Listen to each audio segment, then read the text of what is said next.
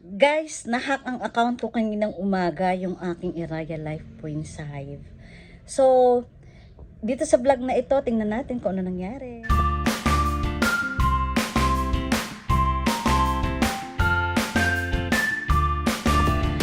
Hi guys, good morning!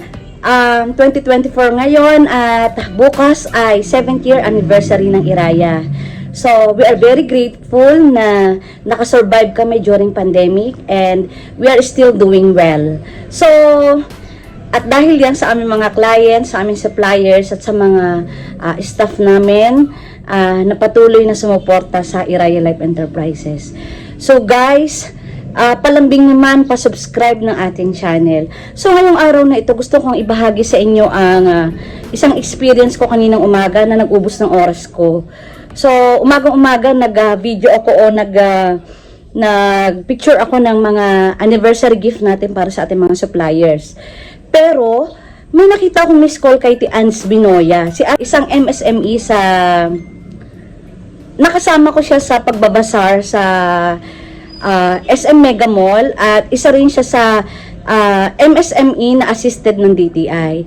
So, we're not really that close, pero magkakilala kami.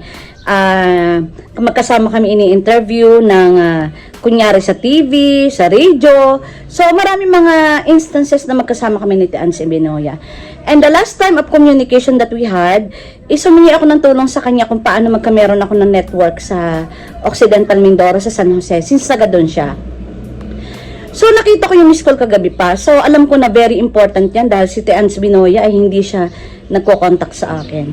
So, ang purpose ng vlog ko na ito ay magbigay ng insights at saka ng reminder at advice at paalala sa bawat isa sa atin, lalong-lalo na sa mga MSME na expose ang kanilang Facebook account at ganun din ang kanilang cellphone number sa Facebook at sa ibang social media accounts.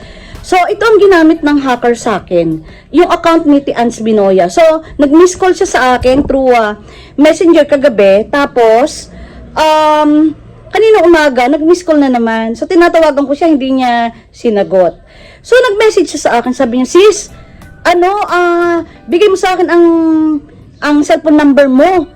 Sabi niya, binaybay niya yung dalawa kong cellphone number na may ending na, alam niya ang ending eh. Tapos sabi niya sa akin, bibigyan ka ng load. Gaya ng ginawa ko. Tinatawagan ko siya, hindi niya sinagot. Sabi niya, papasensya ka na, naglo-load ako eh. Sabi niya ganon. Pagkatapos, sabi niya sa akin, sis, bibigyan ka ng load na BBM. Ganito na lang. I-text mo sa akin yung, teka, gagawin ko ha. So, ako naman, I know Ans Binoya is a credible person, kaya hindi ko naisip na baka scam yon.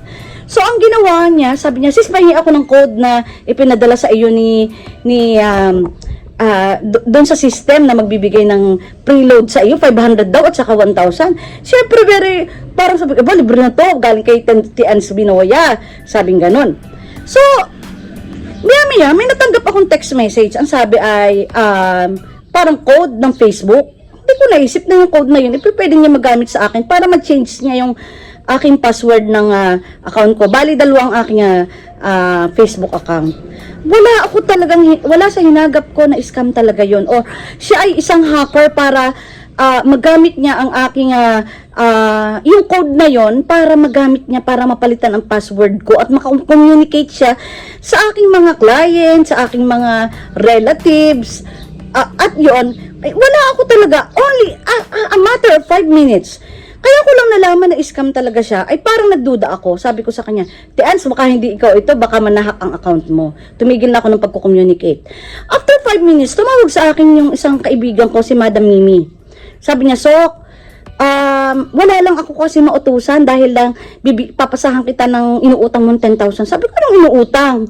Yung pala, ay nagsabi na yung hacker at nahack na niya yung account ko at ginamit niya yung Iraya Life Points Hive para sa pangungutang ng 10,000. Kaya sinabi sa akin ng Madam Mimi na parang nagduda siya na ako yung nangungutang dahil nang sabi niya, so parang hindi ikaw ito nagko-communicate sa akin kasi I know you are very polite and very magalang sa akin, ang tawag mo sa akin ma'am at nangungupo. Ay nagtataka ako ako dito, very demanding sa pangungutang, 10,000 daw ipasa ko. Kung wala daw akong hawak na pera, ay ipasa daw sa through internet banking ng Land Bank o kaya ipa-GCash. Ang sabi sa akin ni Madam Mimi, hindi daw siya marunong. So, nagduda talaga ako. Sabi ko, I have to deactivate my account. So, tumawag din sa akin si Aye, yung nanay ni Elias na daughter-in-law ko. At ang sabi na, Mama Sok, magpapapasa ng GCash. At talagang namang ipinasa sa akin yung communication, ay talagang mangungutang pa siya kay Rose. Sabi, Mama Sok, gagawa ng paraan para magpasa ng GCash. Medyo nagduda lang talaga sila dahil ng ang laki, 10,000 sa GCash, hindi agad sila makadiskarte ng 10,000. Ang sabi pa, sabi ko daw ay sarado lang ang 7-Eleven. So, yun mga guys, okay, nag-vlog ako dito para eye-opener sa lahat ng tao na hindi lahat ng mga katulad ng mga bagay na ganun ay akala ko ay OTP lang o one-time password na hinihingi ang ipinapasa lamang sa ating telepono, sa ating mga CP number. Very delikado rin pala yung mga code na hinihingi, yung katulad yung Facebook. Hindi ko naisip na kapag nagpapalit ng password or para makalogin ka sa account ay pwedeng magamit ang code na ipinapadala sa iyong cellphone number. So, at saka wala pa rin nag-share sa akin ng ganyang experience. So, ito ay isang ang tawag doon, eye-opener story sa lahat ng tao na wag kayong magbibigay at mararahuyo sa mga ganyan na bigay-bigay ng load o kung ano-ano pa, bigay ni BBM.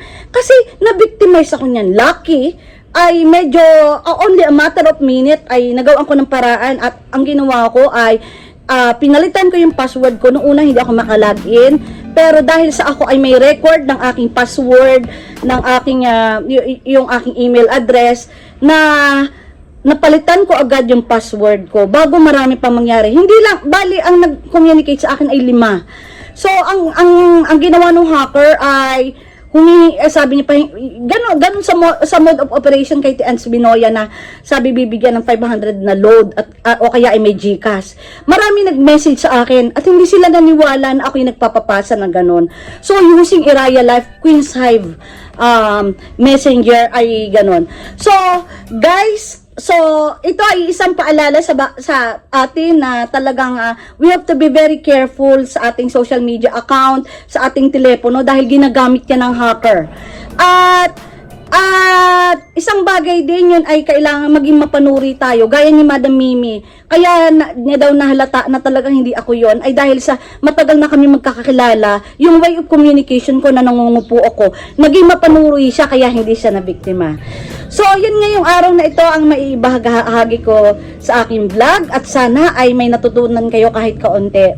So guys, ako'y lumalambing sa inyo na sana ay paki-like, paki-subscribe ng ating channel at sa mga susunod pang mga episode, paki-watch na rin po para naman masustain natin ang ating channel. Have a nice day and happy 2024!